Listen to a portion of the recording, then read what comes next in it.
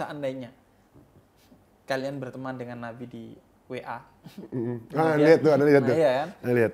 Nah, kemudian bisa ngirim satu pesan kepada Nabi Muhammad. Mau bilang apa? Mau bilang apa?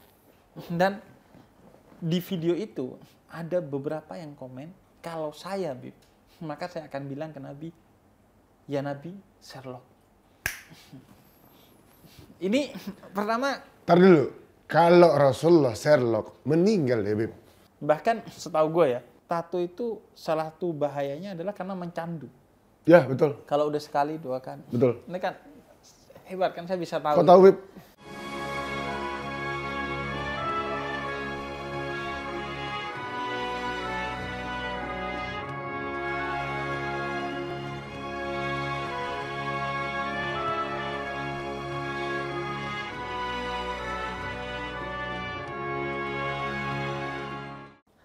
Alfi.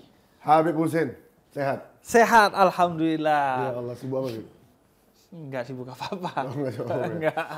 Masya Allah. Kemarin kita sempat ngobrol soal bikers berdakwah. Bikers dakwah. Bikers dakwah. Nah, bikers dakwah salah satu apa ya, logonya gitu ya, yang sama kuburan itu. Bukan dong. Apanya itu? Itu Quote-nya. Aduh, itu quote. Ini logonya nih. Oh, logonya. Kalau logonya apa tuh? Trompa Nabi, Bib. Oh, oke. Trompa Nabi dan kemudian ada motor. Nah, trompa Nabi ini menarik karena trompa Nabi itu sendalnya Nabi, satu-satunya sendal dan benda di muka bumi ini yang pernah ikut Nabi saat berjumpa dengan Allah dengan jarak terdekat.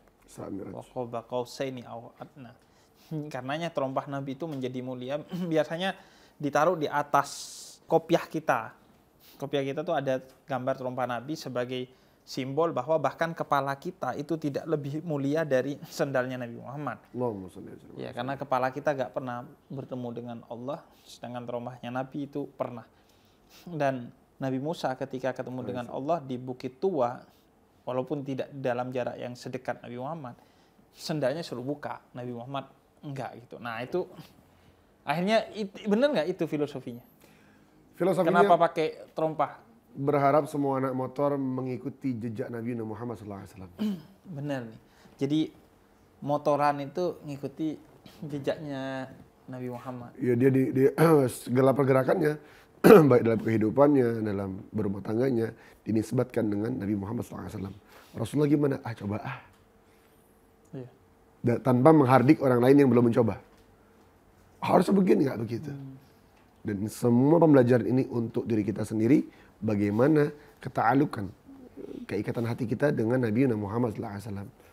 Dan segala sesuatu yang dipakai oleh Rasulullah SAW, pasti itu tentang kesempurnaan. Karena Nabi Muhammad SAW adalah orang yang paling dahsyat, manusia yang sempurna.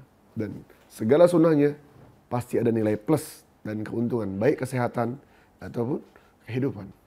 Maka kita berharap semua anak motor, ayo kita belajar sama-sama tentang sunnahnya Rasulullah SAW.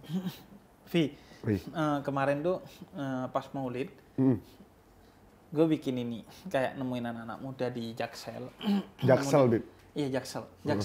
Jaksel nggak ada, Jaksel. Jaksel ya. Selatan. Jakarta Selatan nggak ada, Bib. Oh iya. Jaksel, Jakarta Selatan. Jaksel, nah, itu dia.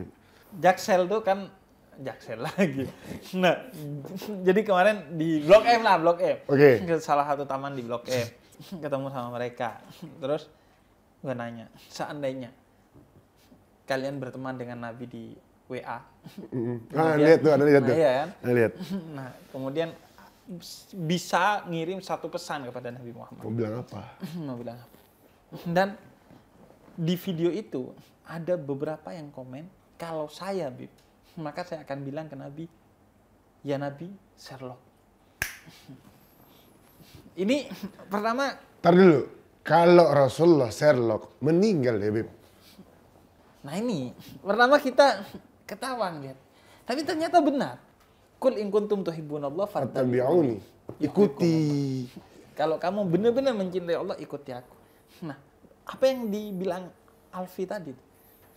Mengikuti Nabi Muhammad. Bahkan Sayyidina Salman Al-Farisi itu dalam salah satu riwayat, kalau berangkat ke masjid, yang dicari itu bukan jalan terdekat ke masjid, tapi jalan yang dipakai oleh Nabi Muhammad ke masjid. Sehingga kemudian bekas tapakan kaki Nabi Muhammad, beliau menapakkan kakinya di sana. Saking mau mengikuti Nabi Muhammad sampai sedetail mungkin, karena bahkan jejak tapak kakinya Nabi Muhammad itu bagi beliau mulia. Dan tentunya bagi kita ini sebagai pelajaran. Jadi oke tuh, bikers dakwah ya mengikuti Nabi Muhammad. Cuman bedanya Nabi Muhammad mungkin dulu berkuda. Beb, jangan sedih, Beb. Oh iya, Bikers dakwah juga ada berkuda, Beb. Oh, ada berkudanya ya? Tapi kan sama, ini kuda juga. Cuman Kuda motor. beneran? Iya, kuda beneran. Tapi bikers juga. Oh iya dong. Pokoknya. Kuda besi. Iya. Iya. Bahkan Ahlus Sunnah wal Jamaah tuh, gue melihatnya gini. Jadi Ahlus Sunnah wal Jamaah. Nah kita nih wal Jamaahnya doang. Ahlus Sunnah Yang belum? Ahlus Sunnahnya guru-guru kita, para habaib, para kiai. Mereka yang ibarat kata kita naik ke bis, sopirnya mereka nih. Yang mereka mengikuti jejaknya Nabi Muhammad, sehingga Sherlockannya dari Muhammad pasti ketemu. Anda setuju. Dan para habaib, para syada, para syarifah ini. Di keluarga para habaib, itu sangat-sangat terjaga sunnahnya Rasulullah SAW. Dikatakan bahwa ulama mengatakan apa? Dzurriyyatun Nabi kasyifatun Nuh. Keturunan Nabi Muhammad SAW kasyifatun Nuh. Seperti kapal Nabi Nuh alaihissalam. Kalau kita nggak ikut kapal tersebut, berantakan hidup. Maka ikutilah kebiasaan para habaib kita yang dimana dalam keluarga mereka sangat dijaga sunnah-sunnahnya. Iya. Jadi bikers dakwah nih awalnya motor. Emang motor. Kenapa kok jadi motor gitu? Emang motor. Iya, kenapa kok jadi dakwah harus pakai motor gitu? Motor. Kan orang miskin agak repot tuh. Wih. Nggak ada motornya tuh. Orang yang nggak bisa naik motor repot. Maksudnya kok disempitin itu jalan dakwah ke motor. Jadi, Anda harus mengklirkan dulu. Mengklir bahwa bikers dakwah ini ada atas perintah dari guru kita. Sayyidul Habib Umar bin Muhammad bin Salim bin Hafiz. Ketika beliau mengatakan, ya walad, dakwah fi makanak. Dakwah di tempat inti. Di tempat kamu. Dengan gaya inti. Bingung gitu. Dalam mimpi, ketemu Sayyidul Habib lagi, ngobrol ke istri. Maksud Habib apa ini ya? Dakwah di tempat lu. Wah, mimpi begini. Istri ngomong, di tempat kamu, Bi. Di mana? Sama anak skateboard. Dulu kan anak skater, Bib. Oke. Sama anak tato. Apa? Istri bilang, elu kan dakwah naik motor. Elu main motor. Ngapa nggak dakwah sama anak motor? Iya juga ya. Akhirnya saat itu kita bikin biker dakwah. Belum pakai S. Gimana? Jadi bikers yang sekarang pakai S. Dulu nggak.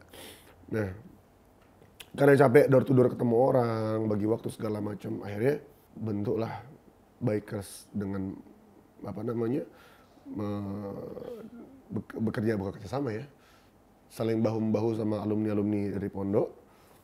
Itu ada Ustadz Fikri, Habib Qudsi, ada Habib Rafiq, banyak, Habib Yusuf Al-Fagi, Habib Alwi, banyak mereka tuh, Habib Hadi bin Agil. Mereka itu membantu untuk menyebarkan agama ini dengan motor, dan mereka kebetulan satu frekuensi sama kita. Satu frekuensi itu apa artinya? Ibaratnya ya asyik, nongkrong asyik. Artinya mereka oke sama gaya dakwah yang ini. Nah. Oke. Nah, jadi awalnya kegiatannya apa? San Mori? Dulu enggak dong. Apa? Ngopi? Kopdar. Oh, kopdar. Nah, tungguin. Ini belum kejawab nih. Apa tuh? Kalau orang yang nggak mampu beli motor gimana? Kan biasanya motornya harus motor gede. Enggak dong. Oh, enggak? Bikers dakwah tidak permasalahan CC motor. Oh. Bikers dakwah nggak masalah orang harus naik motor atau naik apapun. Yang utama harga motor. Yang utama itu adalah niat. Niat. Kalau nggak punya motor, Betul, silakan. boncengan. Nggak masalah. Boleh ya? Beb, dalam agama Islam nggak ada syarat untuk belajar agama Islam. Harus punya motor. Nggak ada. Nggak ada, Beb. Harus syarat umroh naik motor nggak ada, Beb. Niat yang kuat. Jadi ini adalah wadah saja. Wadah aja. Dan kebetulan targetnya adalah kebanyakan kita di jalanan kan. Bikers, ya. Bikers, dan kebetulan Anda di jalanan kan. Dan bikers dakwah itu aku. Oke. Karena Dirimu bikers. iya, dan aku tiap hari sama mereka. Iya. Bagaimana caranya memberikan pengetahuan tanpa menggurui? Makanya itu dirangkul bukan dipukul. Iya, Dirangkul. dirangkul bukan dipukul. Ketika mereka nggak tahu, maka dirangkul. Ajak ngomong baik-baik, ajak ngopi. Kenapa? Ceritalah. Oke. Ada masalah apa gitu. Itu berarti pindah-pindah tempatnya Apanya? dulunya, tempat-tempat. Oh ya Allah Beb, sedih Beb, ngomong dulu Beb. Hmm. Sedih. Cut Mutia pernah, pindah Cilandak pernah, pindah ke Ampera pernah, Antasari pernah. Alhamdulillah sekarang di Warung Buncit dekat sini nih, di Pilihan Coffee. Oh, itu tempat nongkrongnya. Iya, nongkrong belajar. kita. Belajarnya katanya nih serius ya, sampai kayak belajar bahasa Arab, fikih gitu, bukan sekedar dengerin ceramah gitu. Dibilang serius, tapi isinya nggak terlalu serius, tapi ilmu isinya. Iya, ilmu, tapi cara pembawaannya Iya, serius. iya. Tapi artinya maksudnya belajar serius tuh ya belajar bahasa Arab, Oh, iya, iya. belajar fikih ya. Ya itu program-program kita. Kayak misalnya kan hari Senin nih, Rakap, Rakap. Iya. Apa tuh rakap? Riders kaji kitab. Ngaji kitab ya. Bahasa Mandarin. Kebetulan bahasa ada Sanskerta gitu. Bahasa Arab. Bahasa Arab. Gila ya bahasa Arab sampai. Dan Serius tuh kan artinya kan. ya kita pengen mengajarkan mereka, ayo dong. Kalau lu biasa buka tulisan-tulisan biasa, lu baca bahasa Inggris, ya kan sering. Iya. Sekarang lu cuma pegang, lu kasih deh tuh harokat-harokatnya. Iya, karena ada gurunya yang Iya. ngertiin ya. Dan lama-lama akan terbiasa dan bisa bahasa Iya. Arab. Karena kita juga kan di pesantren gitu, belajar bahasa Arab tuh ya utamanya dengan membiasakan bahasa Arab. Oh, kita mau masuk kamar mandi, nama kamar mandinya bahasa Arab, nama apapun bahasa Arab, Iya. ngajinya bahasa Arab. Iya. Nah, terus apa lagi tuh? Rakap hari Senin. Hari Selasa ada barbecue. Apa tuh? Bikers baca Iqra Quran. Belajar ngaji. Ya, Selasa Rabu. Tapi insya Allah ini ada program baru lagi kita nih. Belajar bahasa Arab besok nih. Hari Selasa. Hari Selasa. Belajar bahasa Arab. Jadi Senin barbecue, belajar. Rakap Senin. Selasa. Selasa bahasa Arab. Yang Rabu barbecue. Bikers baca Iqra Quran. Setelah Bikers baca Iqra Quran, setelah ngaji, kita ada bakar-bakar beneran. Bakar sosis nih. Bakar. Sosis, ada ubi celembu, wah gitu. Terus riding gitu-gitu. Terus programnya ada lagi nih, kopdar, Kopdar. kopi darat yang tadi, Oh ya, yang tadi. ya kan? Kopi darat tuh berarti cuman ini udah ngobrol-ngobrol aja gitu. Iya, Silaturahmi aja. silaturahmi. Liman Arad, siapa saja. Siapa saja. Siapa Walaupun naik Gojek misalnya. Bahkan Nasrani sekalipun. Bahkan Nasrani. Dan beneran ada Nasrani. Beneran ada. Ngapain lu Nasrani ke sana? Nongkrong aja deh. Nongkrong aja. Oke. Nah, mungkin dia pengen motoran bareng tadi kan. Gue udah kopdar ya, suruh-suruhnya kan boleh. Oke. Kemudian itu Kopdar. kopdar di Sabtu minggu kedua. Oke. Setelah kopdar malamnya ada fun football. Main bola. Fun mini soccer. Malamnya. Kemudian di minggu keempat, itu kan tiap minggu tuh begitu. Di minggu keempat ada Submori. Submori. Iya. Subuhan morning ride. Morning ride. Yes. Jadi sholat subuh terus jalan-jalan. Iya. Salat subuh, ngaji kitab sampai syuruk. Kemudian riding. Setelah itu kita main panah atau berkuda atau berenang. Itu tiga-tiganya hobinya Nabi Muhammad. Berenang, berkuda, sama memanah. Ya, dan itu berhubungan dengan motor. Kok bisa? Oh iya dong, Beb. Ketika berkuda kita menguatkan kaki kita. Iya dong. Kalau naik motor kaki nggak kuat nggak mungkin. Iya. Kemudian ketika berenang kita melatih pernafasan kita. Kalau naik motor pakai helm full face, pernafasan harus stabil, nggak boleh panik. Tenang. Sama yang ketiga? Panah. Siham. Fokus, tenang, kuatkan kaki-kakimu untuk menghadapi apa yang ada di depanmu. Oke. Dan Di motor butuh itu. iya, ketiganya ya. Ketiganya. Dan ini berarti safarnya itu bukan cuma lahir batin juga sebenarnya. Ya. hatinya itu juga ya Iya. yang diajak berjalan. Nah. Dan ada lagi Beb, Apa 3 bulan sekali, apa Sajam, apa saja? Safar Jelajah Alam, Oh, touring. touring. Mengaplikasikan apa yang sudah dipelajari, ketika touring kita ntar ada masalah apa nih, kita sudah paham agama, yaudah aplikasikan silaturahmi orang-orang. Iya, iya. Ada lagi, Apalagi? setiap setahun sekali, Rajam, Rajam. Apa tuh rajam? Ramadan jam malam. Oh, ngapain jam malamnya? Ya menghidupkan malam-malam Oh, setiap sholat, Ramadan. baca Nah, Quran, semua. siang udah kayak mayat semua udah tidur. Tidur. Malam baru melek. Baru mulai. Di situ ya taraweh, ya tadarus, ya qiyamul lail, semuanya. Nah, kemarin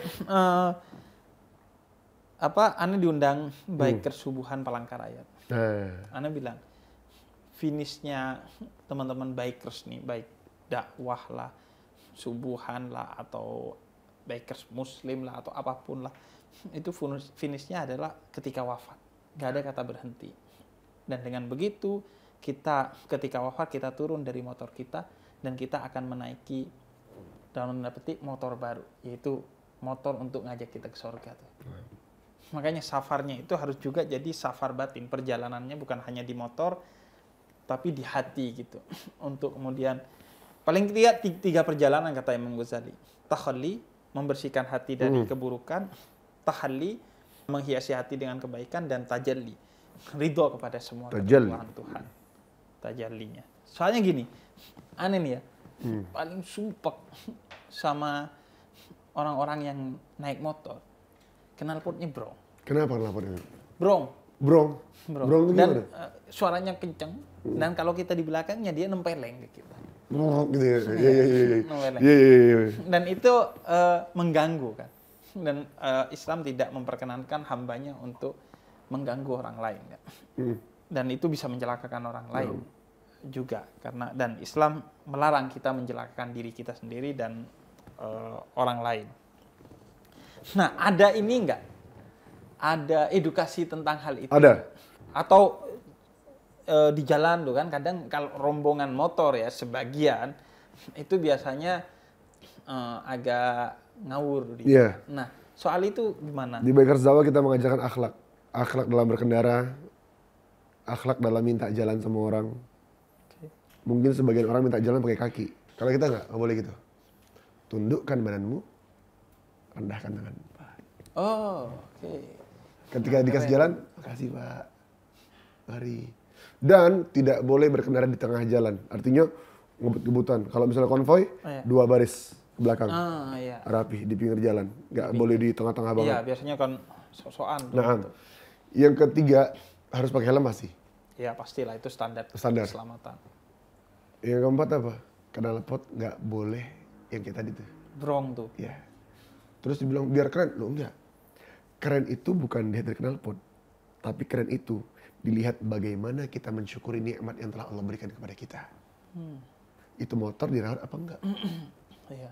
Itu motor dijaga apa enggak? Itu motor digunakan untuk apa? Itu yang keren. Ketika kita berhasil, maka Allah kirimkan motor baru kepada kalian insya Allah. Yang emang lebih keren dari motor Lebih keren dari sekarang. motor sebelumnya. Gitu. Oke, Alhamdulillah ada yang sudah berhasil beberapa ketika dia rawat motor mereka yang sudah ya ada yang udah nggak layak gitu ya, cuma masih dirawat. Alhamdulillah ada motor baru mereka sekarang. Iya, kalau itu aneh juga gitu dulu tuh. Masalah apa? Iya, motor dirawat dengan baik. Alhamdulillah hanya hilang motornya. Gak apa-apa lah, yang penting kita ikhlas kan. Orang Madura itu seperti saya, kalau kehilangan barang itu mikirnya selalu husnudzon. Peluangnya 2. Apa tuh? Pertama adalah kemungkinan barang itu kita dapatkan dari jalan yang haram, sehingga Allah jauhkan dari kita dengan hilang. Masya Allah. Kemudian yang kedua adalah itu kemungkinan kita kurang sedekah, sehingga kemudian kita dipaksa belajar mengeluarkan sedekah dengan begitu gitu. Jadi Masya Allah. tenang aja. Jadi antum sekarang pengen main motor nggak, Bib? Motor ada tetap. Justru aneh sekarang lebih banyak dari dulu sih sebenarnya, lebih banyak pakai motor. Oh iya. Karena kalau kita berbicara fungsi, itu motor tuh lebih efektif. Jelas. Bisa lebih cepat di tengah kemacetan, kemudian ya lebih enak lah. Tapi kalau mobil itu kan macet dan lain sebagainya, kecuali dalam kondisi-kondisi tertentu. Misalnya sekarang nih musim hujan, nah kita agak menghindari lah motor, kecuali kita udah lihat, oh oke nih jaraknya deket dan kayaknya nggak hujan, udah tuh kita naik motor. Termasuk ke studio ini kita naik motor. Ahsan. Dan orang anak motor dibuat para jomblowati. Cari jodoh tuh anak motor. Kenapa? Karena imam itu adanya di depan, bukan di samping. Nah, pada akhirnya hingga kemudian edukasinya itu tadi digital ya. Digital. Bispak, bid'ah, betul. Nah, itu YouTube-nya apa? Bikers Dakwah. YouTube-nya kebetulan YouTube aku, Bib. Apa? Alfi. Alfi Alfandi. Alfandi. Nah, itu apa aja kalau program digitalnya? Bid'ah, bispak, vital sign. Vital Sign. Iya. Apa itu? Alfi Fitri, sign pertandaan Alfi Fitri aja. Kita berdua bikin konten berdua. Suami istri nih. Suami istri. Cuman masalah konten kayak lagi viral kemarin, kita mengubah stigma masyarakat terhadap satu masalah. Oh, ini konten rumah tangga lah ya. Antar netizen dan Oh, netizen seseorang. dan rumah tangga. Jadi istriku mewakili para netizen dengan pola pikir yang brutal. Iya. Dan kita harus siap menerimanya. Iya. Gitu. Nah, targetnya. Targetnya? Benar nggak dulunya targetnya tuh anak jalanan Ya. sama anak pang? Ya. Targetnya mereka tuh anak jalanan. Target kita tuh anak jalanan dan anak pang. Kenapa? Karena mereka membutuhkan sebuah wadah. Lu yakin bahwa mereka sebenarnya baik cuman karena nggak dapat wadah? Beb, anak pang. Allah, Beb. Lebih baik mereka daripada aku, Beb. Anak pang nih, Allahu Akbar. Tampangnya tatoan, antingnya, kupingnya panjang. Hafal Ar-Rahman. Dan mereka membutuhkan persaudaraan yang baru. Jadi anak jalanan. Tapi Vi ya, aku kan juga deket sama beberapa anak pak. Mereka itu sensitif loh. Iya, iya dong. Nah itu gimana deketinnya? Jadi Dan mereka gak mudah loh percaya ke orang. berbeda ketika yang berbicara sama-sama anak jalanan, Bib. Mereka punya ketua. Kebetulan ketuanya temanku. Kau kenal sama ini? Kenal bang. Mau telepon sekarang? Ngobrol. Dan kita punya masa lalu yang sama kebetulan. Iya. Mungkin teman-teman yang nyuruh aku hapus, inilah salah satu alasan aku kenapa nggak hapus ini. Itu jadi perekat Nyambung. identitas. Jadi medium untuk dakwah. Media untuk dakwah. Jadi buat kalian yang ngejudge aku, gak usah ngomong kebaikan. Tato jangan dihapus, mohon maaf. Ini strategi ikut dakwah untuk mereka. Iya. Kadang mereka sendiri pun berpendapat, ya udah kalau dibilang tobat balik sama Allah harus hapus tato, berarti sebadanku harus dirajam, sebadanku harus disetrika nih. Iya, iya. Islam kok gitu banget. Nah, Iya. nah ini nih yang harus kita deketin mereka, kasih tahu pengetahuan. Iya. Justru Islam itu mudah sehingga tato itu kalau dihapusnya akan menyakiti, maka tidak boleh dihapus justru. Karena salah satu dosa tato itu karena menyakiti diri Zolimi kita dirinya. sendiri. La dharar wa la dirar. Nah. Seorang muslim itu tidak boleh menyakiti dirinya sendiri apalagi menyakiti orang lain gitu. Dan sama kayak Habib Ja'far kenapa nggak pakai sorban, nggak pakai jubah, kan itu ada kemuliaannya tersendiri. Yaitu karena begini itu jadi media dakwah saya kepada teman-teman yang menganggap kalau pendakwahnya itu pakai jubah, pakai sorban, terjadi jarak antara mereka. Iya. Ya udah kita gini aja gitu. Walaupun nggak dapat privilege sebagai Habibnya, kok kayaknya swasta nih, kawin nih kayaknya. Jangan seuzon Hei kalian yang seuzon. Habib Husain Ja'far Al-Haddad. Beliau kelihatan seperti ini di media-media. Lagi sholat, Masya Allah. Lebih parah. Dan gini, kita terjebak itu dalam kemaksiatan. Seringkali juga karena kita lupa bahwa dulu kita pernah maksiat dan itu menjelakakan kita. Maka dengan kita tetap ada tato itu terus mengingatkan kita bahwa ini buruk dan saya tidak boleh mengulanginya lagi.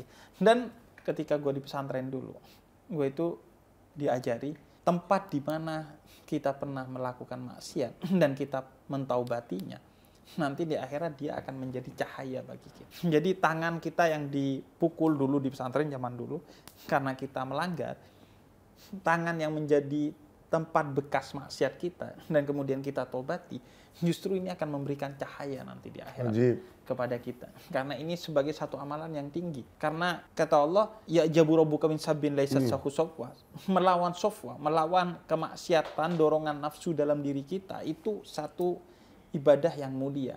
Dan bekas maksiat itu berarti sudah kita lawan, maka itu kemuliaan di sisi Allah.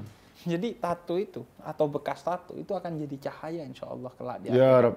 Karena kita telah berupaya dengan keras berjihad dengan sebenar-benarnya jihad untuk melawan kemaksiatan itu. Karena kan pasti tato itu, bahkan setahu gue ya, tato itu salah satu bahayanya adalah karena mencandu. Ya betul. Kalau udah sekali dua kan. Betul. Ini kan hebat kan, saya bisa tahu. Kau tahu, Bib? Karena ini di punggung saya ini tato warnanya gede. Oh ada? Nggak ada. Oh enggak, Bib. Ada tatonya. Tulisannya apa? Harap lepas sendal. Enggak. Saya tatonya itu di hati. Sallallahu alaihi Muhammad. Nama Allah, nama Rasul, nama orang tua, nama orang-orang baik. Sallallahu alaihi Itu Muhammad. tato yang mulia. Jadi gitu. Setiap orang punya masa lalu lah ya. Dan sebaik-baiknya orang dengan masa lalu buruk adalah yang dia beranjak dari masa lalunya. Karena itu nggak perlu buruk melihat orang yang dalam keadaan buruk saat ini. Lihatlah dia dengan penuh kasih sayang sebagaimana kita melihat diri kita di masa lalu. Dan jangan sombong dengan kebaikan kita saat ini karena kita nggak tahu masa depan kita masih tetap baik gini atau enggak kan ya. Siapa tahu udah sombong, nggak taunya detik-detik akhirnya naudzubillah su'ul khotimah. Naudzubillah. Makanya nggak sombong. Yes. Dan satu lagi, Beb. Hati-hati dengan para ahli maksiat ketika mereka berdoa, bersungguh-sungguh berdoa kepada Allah Subhanahu wa taala. Maka doa mereka diijabah dan orang-orang yang merendahkan mereka, yang menghinakan mereka itu jauh karena derajatnya bagi mereka yang benar-benar kembali kepada Allah secara lahir batin.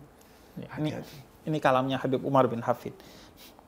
Rendah hati karena dosa itu jauh lebih baik daripada tinggi hati karena ketaatan. Muridnya Nabi Musa itu pernah ditegur oleh Allah dengan diambil semua pahala ketaatannya karena merendahkan seorang preman yang mau ikut di rombongannya Nabi Musa, dan preman itu dihabisi semua dosanya oleh Allah karena dengan kerendahan hati mau ikut di jalan kebaikannya Nabi Musa. Jadi berhati-hatilah dengan kerendahan hati dan kesombongan. Jadi kalau kalian pengen, Bib saya sudah doa berbulan-bulan untuk dapat jodoh gak dapat-dapat, gimana tipsnya? Jadilah ahli maksiat. Enggak gitu. Karena doa enggak gitu. Katanya tadi doa ahli maksiat hati-hati karena diijabah. Ya maksudnya yang bersungguh-sungguh. Nah, ya ini mah begini. Bukan jadi ahli maksiat maksudnya. Ketika kita sudah baik, posisikanlah seolah-olah kebaikan kita itu maksiat, masih gak ada apa-apanya, agar ditambah lagi. Dan dengan begitu doa kita diijabah. Jadilah merasa gelas itu kosong. Rasakan gelas itu kosong sehingga apa? Haus akan terus pengen diisi gelas tersebut. Kalau kita merasa sudah penuh, akan merasa cukup. Dan teruslah merasa kita berdosa sehingga kita butuh penyucian diri di hadapan Allah Subhanahu wa taala. Dan saya ngomong gitu kenapa? Karena gelasnya udah kosong. Karena itu dakwah saya dakwah pemuda tersesat. Lebih baik merasa tersesat sehingga terus memperbaiki diri dan belajar daripada merasa suci terus berhenti belajar dan berhenti ibadah. Puas dia. Puas. Cheers.